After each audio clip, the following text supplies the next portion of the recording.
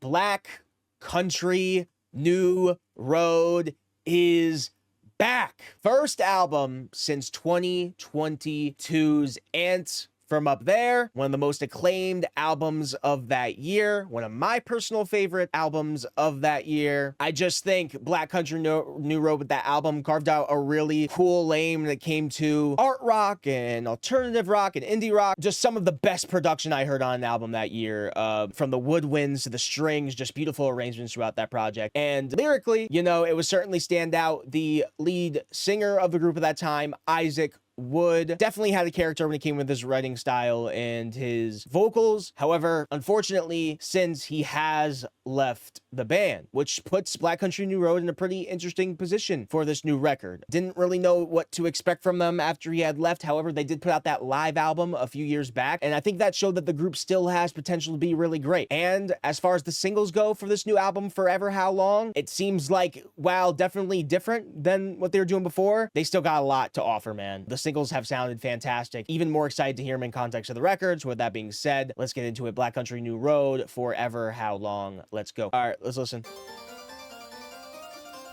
What do you call these pianos, this type of piano again? Woo! Oh, the way this track comes in, man.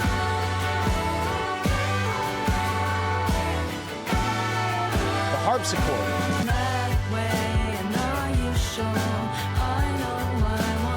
I think she has some really cute vocals. And what about you? Classic Black Country New Road horns.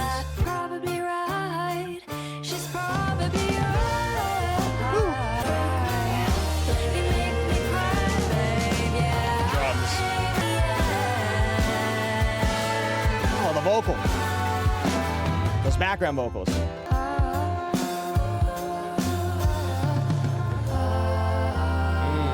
So pretty. Also, really like the writing on this one. Love how those vocals sound. What a great track. Love that one. Love that one. Still love it. One of the best singles of the year, I think. I really don't know what my favorite single was out of all these tracks, because the 3 singles they released were that damn good. But yeah, man, just love the horn work as always. The harpsichord, that instrument at the beginning, awesome. Strings, great. Love the vocals. Love the vocals. I mean, it definitely is something completely different than what Isaac was bringing to the table, but I think it works really well. And the writing, love it a lot. Kind of talking about someone that's your bestie and catching some feels for the bestie. But yeah, love that track. All right, let's hear the first non-single, The Big Spin. Short one, kind of, too. For a Black Country New Road track, this is short.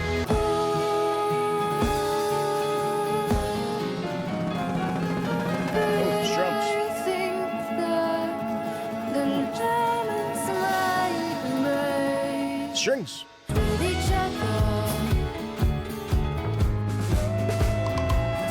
Oh my goodness.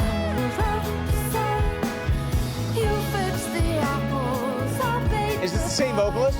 Short one, but pretty one. I mean, again, great horn work as always. I love the amount of different strings on that track as well. Gonna have to dig into that one more, but I do like the sound of it. Definitely a little bit short for a Black Country New Road track, but still sounded really nice. All right, next one is called Socks. 6-minute one here. And all the world would laugh and loose their socks.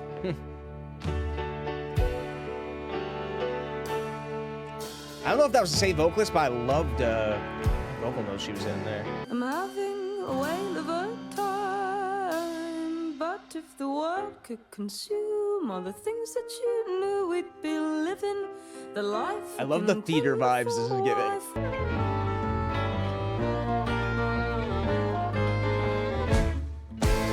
Uh-oh. Fiona Applecated, sure. Seemed like I was born yesterday, but I'm not afraid of it all. Oh. No word or phrase has the power to Those chord changes are cool. Oh, the keys. So pretty. I will love no other, no. Why does this get so pretty all of a sudden? Now that you're for it all is She has so much different range with the vocal. Ooh. Nice. Wow. Okay. I like that one too, man. Again, just, I don't know, like, obviously, I think I'm just gonna feel like I'm gonna be complimenting the horn work on every track here. But I just love how they always, like, switch up, and they just have so many changes instrumentally, and so many different, like, chord changes throughout. Definitely a very Fiona Apple-esque jazzy feel that one had, especially with the vocal performance there from, again, I don't know if it's the same person, the same vocalist singing on all these new tracks, or if it's different people. Yeah, I mean, she definitely had a very Fiona delivery, but she was changing it up, and there was a lot of character throughout. But yeah, I mean, I thought that track was great too. 6 minutes too, and it just flew by. All right, track 4, Salem Sisters. And this is already kind of feeling a little bit Salem-y.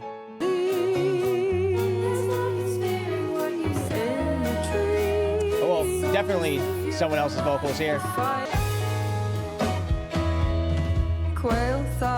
The harpist chord again. Whoa. Whoa. These creepy ass drums and strings. Love the other vocalist background. Oh, oh. Sheesh. I feel like that one was like a witch anthem. That might have been my favorite so far. So Tyler Hyde was the opening verse, and then the background vocals were from Georgia and as well as May. Salad days aren't balanced, laughter from below as the conversations flow, and the bark that I trace for each of my final place estranges me. Is this literally about a witch? Happy up in the tree as the fire beneath creeps up to me. Oh, as the leaves bend the breathe, ain't it pain to see? Oh yeah, that's what summer's for. The song is ordered to incorporate descriptions of being burned alive at the stake during a summer party.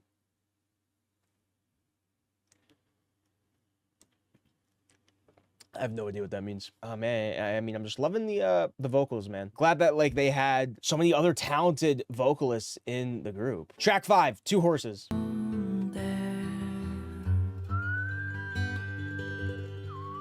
whistling? Sometimes whistling can be corny. I don't think it's gonna sound corny here.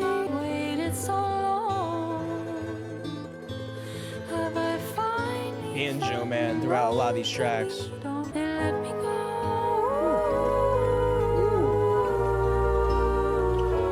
Those woodwinds are pretty good. Storytelling. He looked just like James Dean on the silver screen. Our eyes did meet, and he winked at me. The man looked like James Dean and winked, man. I'm liking the storytelling, man. I'm liking how the like silliness lyrically isn't gone either. Found a man to lean on. Oh. Will you help me? Oh. Wait, the way those acoustics came in. Ooh. Ooh. And your hair is blowing in the wind, and it felt alright. She's getting so descriptive lyrically. And of course, we're gonna get some good ass horns. Are you serious? Ooh, ooh, ooh. Woo! Killing it on the banjo, man. Those fingers are going crazy on that banjo, man. And I'm not singing like he can't believe. Woo! Silently, I learned the truth, he was a liar. The intensity. I watched him kill my horse. Oh! The bravado they're hitting. Woo! Gosh. That's such a good bravado. That gotta clap it up for that one. That was fantastic. I mean, the progression throughout, so many different changes, how it intensified towards the kind of third act there, and then pretty transition to end it off. So much character with the vocals. Love the storytelling too. That little bit about James Dean and like picking the guy up and like love at first sight kind of thing was pretty hilarious. And yeah, man, like that banjo work was insane, man. The intensity, how that picked up towards the second half, that was fantastic. That's like classic Black Country New Road all the way. I'm loving the vocals throughout this album so far too. too. She's got a great voice. Whoever like the lead singer of the new lead singer is, I don't know if they're trading lead singers or whatever, but I mean, we got a few more 6-minute tracks. All right, track 6, Mary. At 6 the day begins. She stumbles down the stairway. Oh, that sounds like multiple vocalists.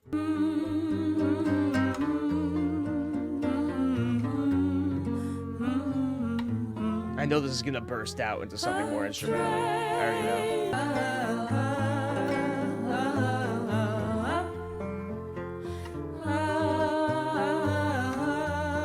Liking the harmonies though. Their harmonies together are very nice. Made the fool, that's life at school. What a way to treat your friend. Yeah. She screams in the shower, lost all of her power. Damn, this is dark lyrically. Ooh, the woodwinds. First of all, like, I think that is like one of the more minimal tracks, production-wise, that Black Country New Road has ever made. But I think it worked out really well. I mean, the acoustics were quite nice, but it was really, I think, the vocals that stood out, both vocalists on that track, and the songwriting, man, which, if I'm not mistaken, I kind of want to read through it again, but it sounded like it was kind of talking about a certain character. Like, it definitely was like written in the perspective of a character, I think, and them getting bullied, maybe, if I'm not mistaken, right? On the way to class. And so it starts. She plays the jester, pushed around, ignored, let down. They laugh at her. There's laughs are at, not with. So she fights back, but she falls flat. They say they're only teasing, made the fool. That's life at school. What a way to treat your friend. She screamed, and then talking about her screaming in the shower, lost all of her power. Like that part was heavy. Keep face, she'll leave no trace, not even in her home. Damn, like pretty heavy lyrically. I don't know, that's just kind of what I got. Maybe there's another kind of double meaning to it. I don't know. The more I listen, maybe I'll get more of it, but still, like, oh, and the woodwinds towards the end were absolutely gorgeous. That was great though. Track 7, Happy Birthday. This was the other single, also freaking fire.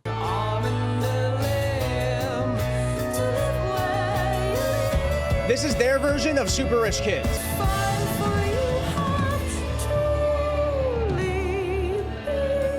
Another great breakdown instrumentally. Such good vocals, dude. Oh, nice. I can't believe, like, before this, she had this type of voice, and she, like, wasn't really being utilized all that much. Like, oh my God, it's insane.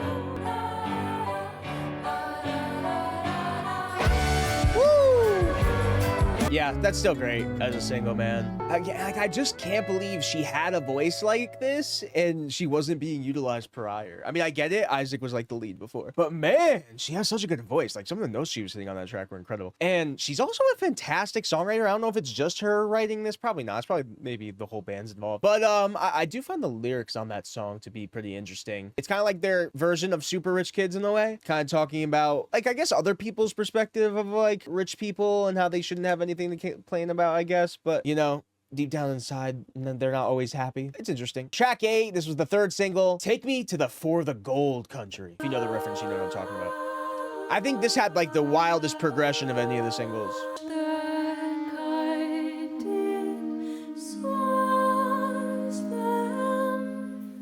She has such a beautiful voice, dude. I guess this is Mary vocally, and she's been, for the most part, on the vocals throughout this record. Killer. Which Mary was actually the name of the 6th track.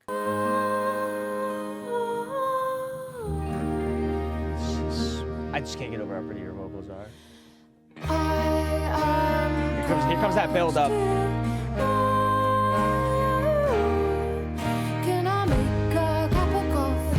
I think this is somebody else on this second part, right?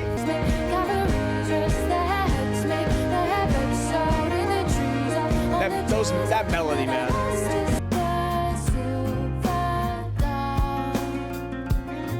Ooh, acoustics.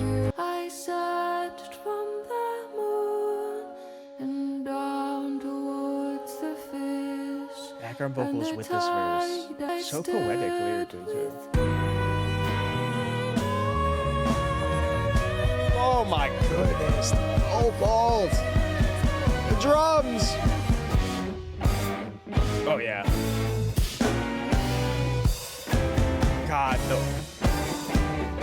instrumentation. That's... Oh!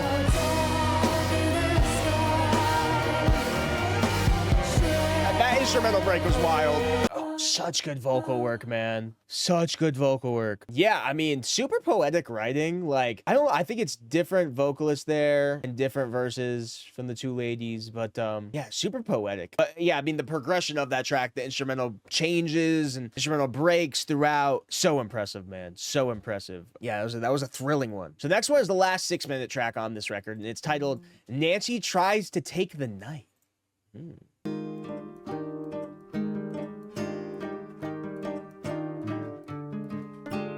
The acoustic heavy to start out. Pretty soon you'll be struck by the car, but the light of the day tries to keep you afloat while there's pain in your stomach and there's pain in your throat. Do you want it? Come on, man. Come on.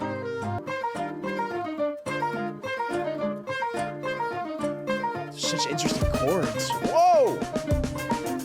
Oh! Dude!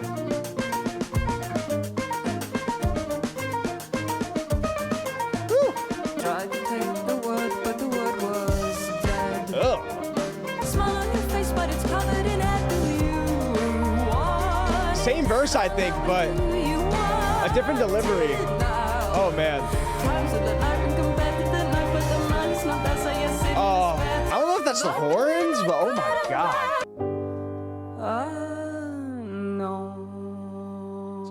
Chilling ending. What? Storytelling? I mean, I was trying to read the lyrics while listening, but man, some of those instrumental breaks were wild. I really didn't follow much of the story that was going on. Just imagine a life as a baby and a wife. Like, I was a little bit confused here. The rapture of the autumn eve led to the fate no one believed. Like, this is just crazy well written though. Yeah, pretty cool writing though, and then just instrumentally. I don't know if that was like the horn section there, or it was like like that part was awesome. And again, just more awesome progressions throughout. That was great. All right, ooh, the title track, Forever How Long. The hesitating silence. Interesting. Overdone routine, the man reaches down to pick up the shit. Writing about picking up dog shit. Iconic. With the dog, Huh? we both look away. Looked away from the dog. So weird. Okay, that was such a funny, weird writing bit. Oh, she says, I'm back with my fingers on the piano keys, and then you instantly hear the piano keys. I love that.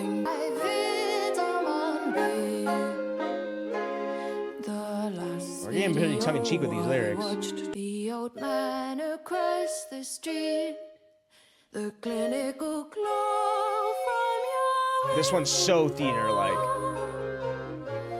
Why don't you get up and love? Her vocals, dude.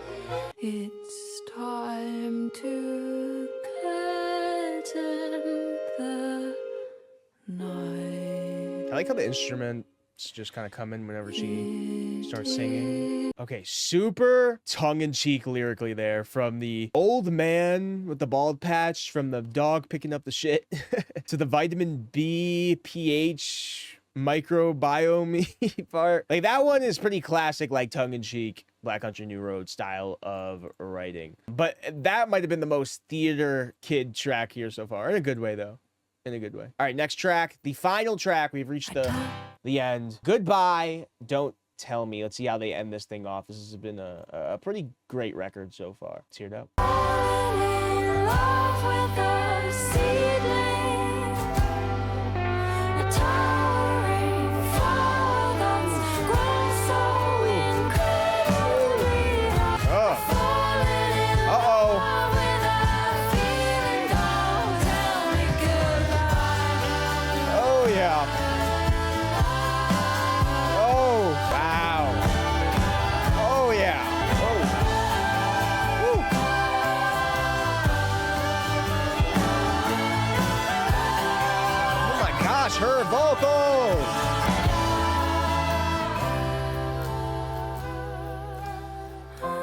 crescendos, holy shit. Damn, that's such a great way to end the album. Shit, man. Yeah, that one was great. Like, I don't know if it's May on the vocals. I don't know who's on the vocals here for most of this. Or it's Mary. I don't know. I'm seeing a lot of different names. Or maybe Tyler. I don't know. But yeah, that was a fantastic ending, especially towards the end, all those crescendos and instrumentations building up. So pretty. Yeah, I mean, that's it. Black Country New Road. Forever How Long. I thought this was great. I mean, I knew the instrumentation was going to be fantastic, but it's as good as always. They haven't lost a step instrumentally. This is probably going to be one of the best produced albums all year. It's just that classic jazz rocky sound that they have always had. But what I'm just really, really impressed by is all the vocal work throughout. Again, I don't know if it's different vocalists throughout here. I think Mary may be, like, for the most part, the lead vocalist throughout, but if not, like, every vocal moment here, I was super impressed by. Like, I'm just kind of in awe that, like, they were this good as a vocalist always, and they were just kind of always left in the background, because damn, they have great vocals, and they have great writing abilities too, man. I think, like, the group was always involved in the writing process, but still, like, strong writing. Even some tracks have that tongue-in-cheekness that, like, original Black Country New Road tracks had too, so that hasn't gone away. And yeah, I'm just super impressed. I thought this was great. I thought this is just another great addition to their discography and a great way to start off this new era for the band. So hell yeah, Black Country New Road, Forever How Long. I thought it was great.